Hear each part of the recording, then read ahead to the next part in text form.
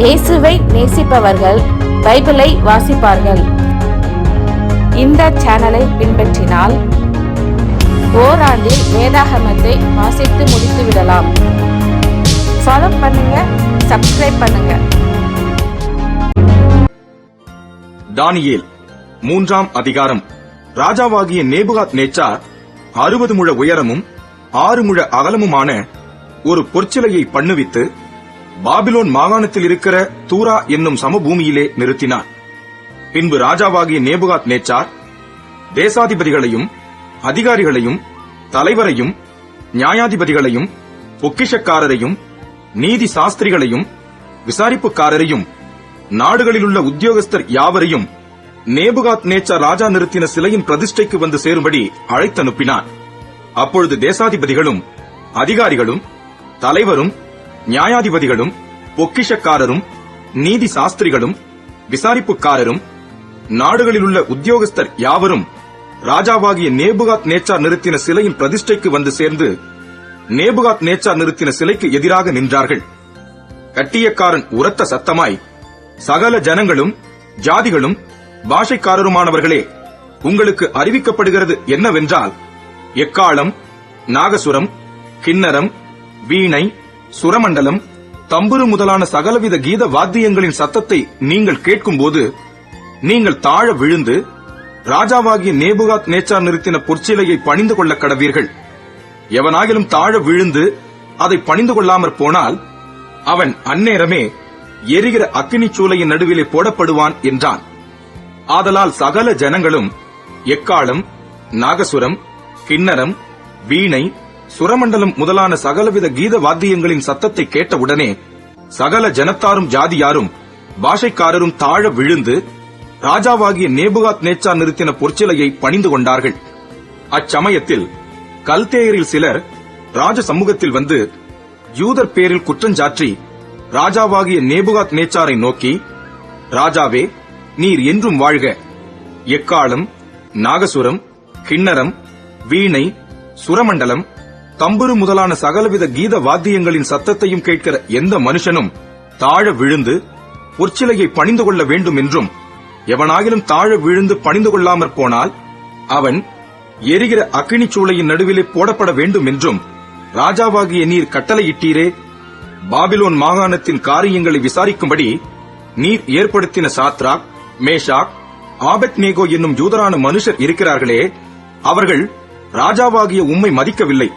அவர்கள் உம்முடைய தேவர்களுக்கு ஆராதனை செய்யாமலும் நீர் நிறுத்தின பொற்சிலையை பணிந்து கொள்ளாமலும் இருக்கிறார்கள் என்றார்கள். அப்பொழுது நேபுகாத் நேச்சார் உக்கிர கோபம் கொண்டு சாத்ராக்கையும் மேஷாக்கையும் ஆபெத்நேகோவையும் அழைத்துக் கொண்டு வரும்படி கட்டளையிட்டான்.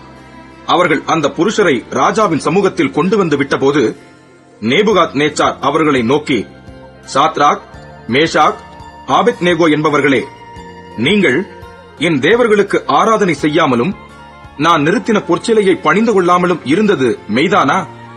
இப்போதும் எக்காளம், நாகசுரம், கிண்ணரம், வீணை, சுரமண்டலம், தம்புரு முதலான சகலவித கீத வாத்தியங்களின் சத்தத்தையும் நீங்கள் கேட்கும்போது தாழ விழுந்து நான் பண்ணி வைத்த சிலையை பணிந்து கொள்ள ஆயத்தமாயிருந்தால் நல்லது. பணிந்து கொள்ளாதிருந்தீர்களேயாகில் அந்நேரமே எரிகிற அக்கினி சூளையின் நடுவிலே போடப்படுவீர்கள். உங்களை என் கைக்கு தப்புவிக்கப் போகிற தேவன் யார் என்றான். சாத்ராக், மேஷாக், ஆபெத்நேகோ என்பவர்கள் ராஜாவை நோக்கி, நேபுகாத் நேச்சாரே, இந்த காரியத்தை குறித்து உமக்கு உத்தரவு சொல்ல எங்களுக்கு அவசியமில்லை. நாங்கள் ஆராதிக்கிற எங்கள் தேவன் எங்களை தப்புவிக்க வல்லவராய் இருக்கிறார். அவர் எரிகிற அக்கினி சூளைக்கும் ராஜாவாகிய உம்முடைய கைக்கும் நீங்களாக்கி விடுவிப்பார். விடுவிக்காமற் போனாலும் நாங்கள் உம்முடைய தேவர்களுக்கு ஆராதனை செய்வதுமில்லை, நீர் நிறுத்தின பொற்சிலையை பணிந்து கொள்வதுமில்லை என்கிறது ராஜாவாகிய உமக்கு தெரிந்திருக்க கடவது என்றார்கள். அப்பொழுது நேபுகாத் நேச்சாருக்கு கடும் கோபம் உண்டு சாத்ராக், மேஷாக், ஆபெத்நேகோ என்பவர்களுக்கு விரோதமாய் அவனுடைய முகம் வேறுபட்டது. சூளையை சாதாரணமாய் சூடாக்குவதை பார்க்கிலும் 7 மடங்கு அதிகமாய் சூடாக்கும்படி உத்தரவு கொடுத்து சாத்ராக், மேஷாக், ஆபெத்நேகோ என்பவர்களை எரிகிற அக்கினி சூளையிலே போடுவதற்கு அவர்களை கட்டும்படி தன் ராணுவத்தில் பலசாலிகளாகிய புருஷருக்கு கட்டளையிட்டான். அப்பொழுது அவர்கள் தங்கள் சால்வைகளோடும் நிசார்களோடும் பாகைகளோடும் மற்ற வஸ்திரங்களோடும் கட்டப்பட்டு எரிகிற அக்னி சூளையின் நடுவிலே போடப்பட்டார்கள்.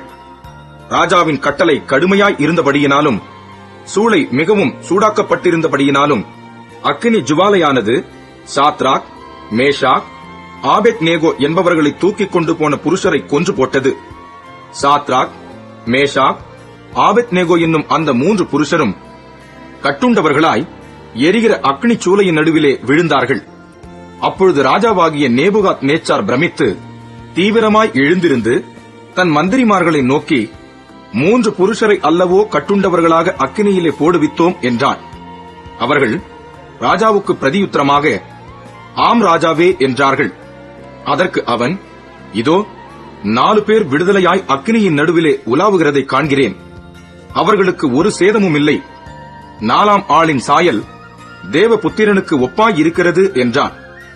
அப்பொழுது நேபுகாத் நேச்சார் எரிகிற அக்னி சூளையின் வாசலண்டைக்கு வந்து, உன்னதமான தேவனுடைய தாசராகிய சாத்ராக், மேஷாக், ஆபேத்நேகோ என்பவர்களே, நீங்கள் வெளியே வாருங்கள் என்றான். அப்பொழுது சாத்ராக், மேஷாக், ஆபேத்நேகோ என்பவர்கள் அக்கினியின் நடுவிலிருந்து வெளியே வந்தார்கள். தேசாதிபதிகளும் அதிகாரிகளும் தலைவரும் ராஜாவின் மந்திரிகளும் கூடி வந்து அந்த புருஷருடைய சரீரங்களின் மேல் அக்கினி பலஞ்செய்யாமலும் அவர்களுடைய தலைமயிர் கருகாமலும் அவர்களுடைய சால்வைகள் சேதப்படாமலும் அக்கினியின் மனம் அவர்களிடத்தில் வீசாமலும் இருந்ததை கண்டார்கள். அப்பொழுது நேபுகாத் நேச்சார் வசனித்து, சாத்ராக், மேஷாக், ஆபேத்நேகோ என்பவர்களுடைய தேவனுக்கு ஸ்தோத்திரம். அவர்கள் தங்களுடைய தேவனை தவிர வேறொரு தேவனையும் சேவித்து பணியாமல் அவரையே நம்பி ராஜாவின் கட்டளையை தள்ளி தங்கள் சரீரங்களை ஒப்புக் கொடுத்ததினால் அவர் தமது தூதனை அனுப்பி தம்முடைய தாசரை விடுவித்தார். ஆதலால் சாத்ராக், மேஷாக், ஆபேத்நேகோ என்பவர்களுடைய தேவனுக்கு விரோதமாக தூஷண வார்த்தையை சொல்லுகிற எந்த ஜனத்தானும் எந்த ஜாதியானும் எந்த பாஷைக்காரனும் துண்டித்து போடப்படுவான். அவன் வீடு எருக்களமாக்கப்படும் என்று என்னாலே தீர்மானிக்கப்படுகிறது. இவ்விதமாய் ரட்சிக்கத்தக்க தேவன் வேறொருவரும் இல்லை என்றான். பின்பு ராஜா சாத்ராக், மேஷாக், ஆபேத்நேகோ என்பவர்களை பாபிலோன் தேசத்திலே உயர்த்தினான்.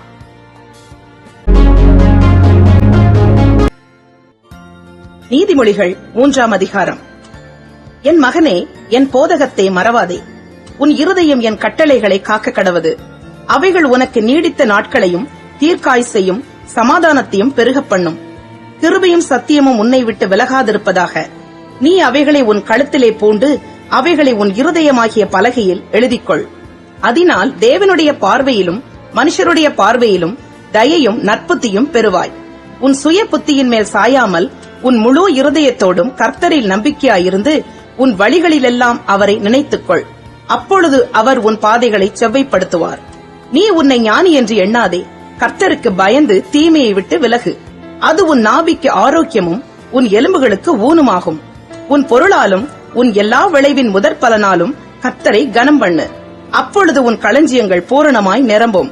உன் ஆலைகளில் திராட்சரசம் புரண்டோடும். என் மகனே, நீ கர்த்தருடைய சிட்சையை அற்பமாக எண்ணாதே.